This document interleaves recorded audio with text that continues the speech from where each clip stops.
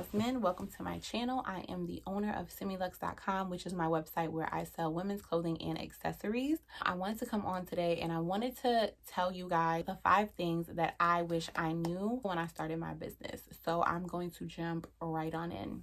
So the first thing that I wish I knew about when I started my business was about creating a target persona.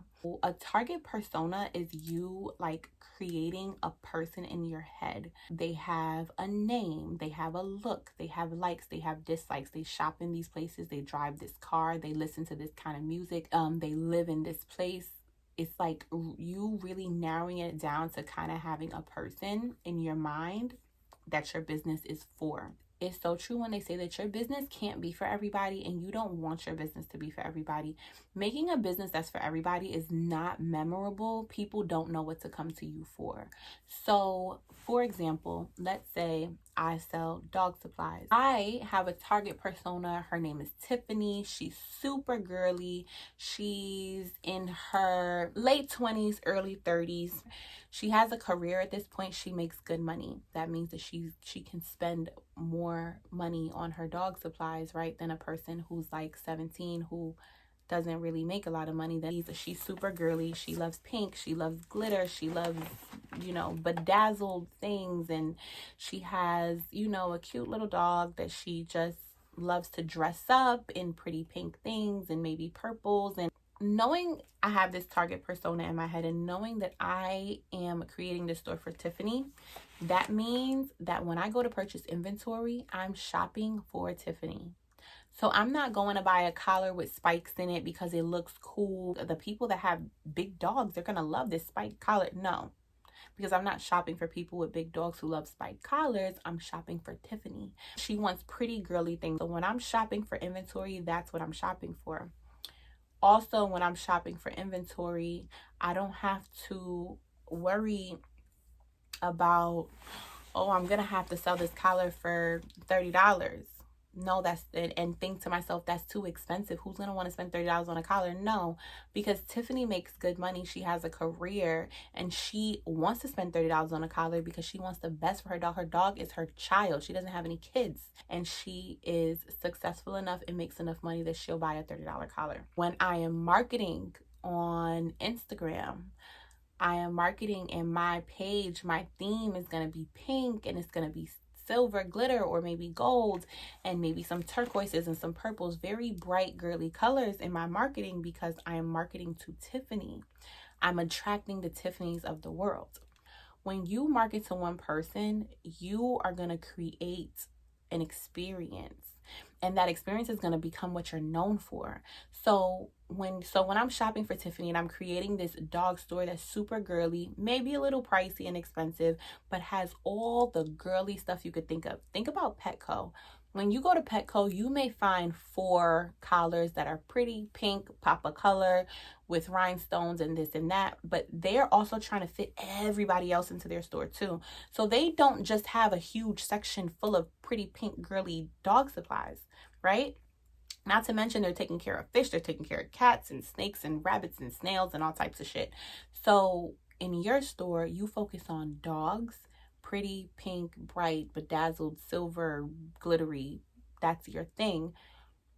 People that are into that are going to love your store because they can't go to Petco and get a ton of that. They can go to Petco and get a little bit of that.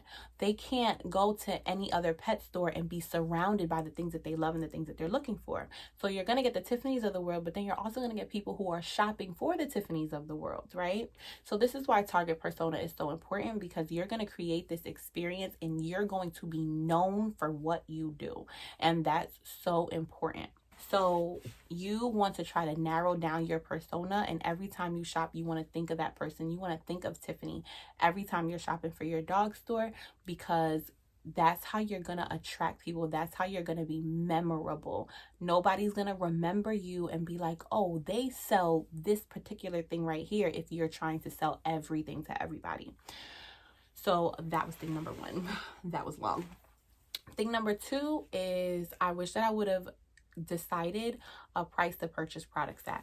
And having a target persona will really help you with this, because again, you'll know what your price point is for the type of customer that you're going for from the beginning. Like, do I want to purchase something wholesale at $20? Because if I purchase it wholesale at $20, how much am I going to want to sell it for? I may need to sell that item for $50. Is it worth it? It just depends on what it is that you're selling.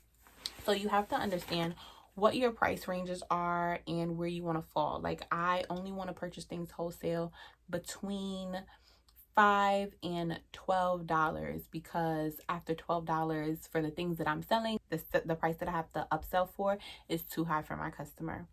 So I wish that I kind of understood that, because I've wasted a lot of time like talking to vendors and going back and forth about things, and then just in the end realizing that it was too expensive anyway, because the price that I have to sell it for is just going to be ridiculous. The next thing that I wish I knew about is a markdown plan.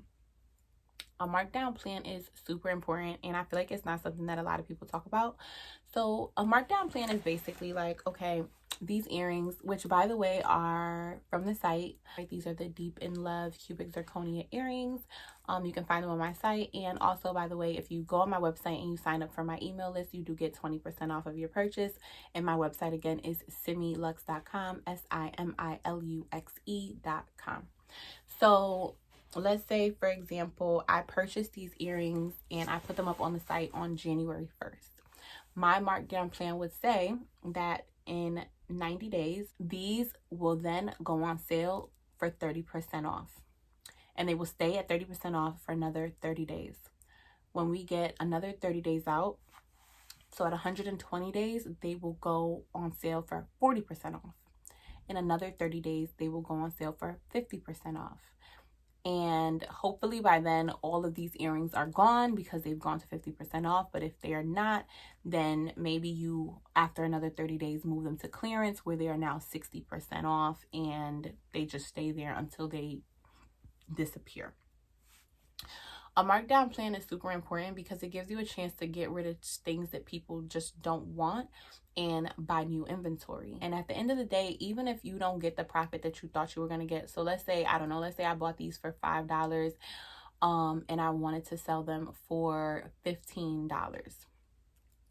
Even if I don't get to make that $10 profit that I wanted to make in the beginning, who cares? If they are on your site for 6 months and nobody's buying them, even if you end up selling them for $5 and you just break even, that's good, because at least now you can get rid of them and you can bring in new things that people actually want. So it's good to have a markdown plan so that you can have a plan for getting rid of things that people don't want and making room for new inventory. And that's what a markdown plan does. My markdown plan ends at 60% because of the next thing that I'm going to talk about, which is that I wish that I understood how profit margins work.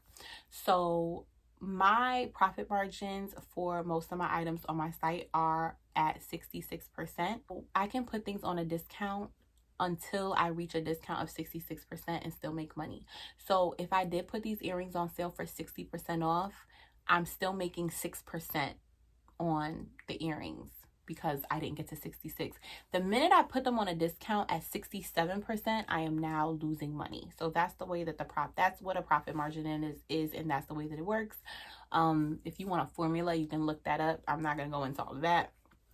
Shopify gives me my profit margin. When you type in how much you paid for it and how much you're going to charge for it, it lets you know what the profit margin is. And it just so happens that for the most part, my profit margins all fall around 66%, which I enjoy, because if I do decide that I want to have a huge sale, like maybe for Black Friday, I want to put things on sale for 60% off, I can do that for my customers and give them a 60% off sale and still make some sort of income from the merchandise and not be losing money. So you don't want to have a profit margin of only 40% because you can't have a 50% off sale. I want to make sure that I have that margin to put things on sale and be able to have a good sale if I really want to. The next thing I wish that I knew: when you start a store on Shopify, you don't automatically get all of the different payment options and payment methods, which I didn't know, and I have no idea how many sales that cost me. I just assumed that all of the different payment methods were there. You have to physically go in and add payment options or they're not going to be there. And it wasn't until one of my customers let me know, hey, I'm trying to buy this, but I can't because you don't have these payment options, that I realized it and I was able to go and fix it. So you guys, whoever you're using as your host for your website, just make sure that you have all your payment options available if you haven't gone through and made a purchase on your site and tested that out yet. If I missed anything, please comment down below. Let me know what you didn't realize when you started your business. And I guess that's it. I will see you guys in the next video. Thank you so much for watching. I really appreciate it. And if you've made it to the end of this video, please hit the like button, please subscribe, and stay tuned for more videos. Thanks so much for watching. You guys have a great day. See you in the next one. Bye.